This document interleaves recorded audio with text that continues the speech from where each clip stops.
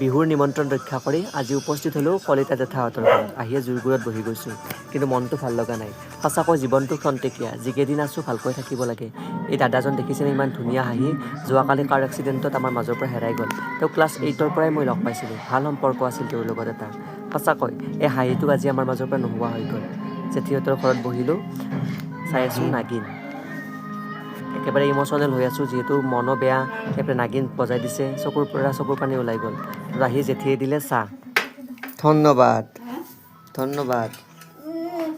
এই 2 দিনৰ জীৱনটোত হাঁহি ফূৰ্তি কৰি থাকিব লাগে। হয়তো আজি ময়ো নোহোৱা হৈ যাব পাৰোঁ, অহাকালি আপুনিও মোৰ মাজৰ পৰা নোহোৱা হৈ যাব পাৰে। গতিকে থকা সময়খিনি আনন্দৰে সকলোৰে লগত হাঁহি মাতি থাকক। পিঠা সোৱাদ লাগিলেও, বিহুৰ কথা যিহেতু, বিহু খাবলৈ আহিলে খাবই লাগিব। মানুহজনৰ উপস্থিতিয়ে আমাক অনুভৱ নকৰাই যে তেওঁ কিমান মূল্যৱান, কিন্তু তেওঁ নোহোৱা হোৱাৰ পিছতহে তেওঁৰ মূল্যটো আমাৰ মাজত অনুভৱ হয়। ঠিক যেনেদৰে জুবিন গাৰ্গ। এনেকৈ বিহু চিহু খাব আহি ভাল লাগে ন? খাব পাৰি। হা? হা? কিনা? সেইটো চুজিৰ লাড়ু। ইমান খোৱাহে কথা আৰু। ঘৰত কিবা থাককে বা নাথাককে তামোল পাণ এখন দিব পাৰিলে যথেষ্ট আনন্দ অনুভৱ হয়। শেষত চাহ পানী খাই তামোল পাণ গ্ৰহণ কৰি আমি ঘৰলৈ উভতি আহিলোঁ।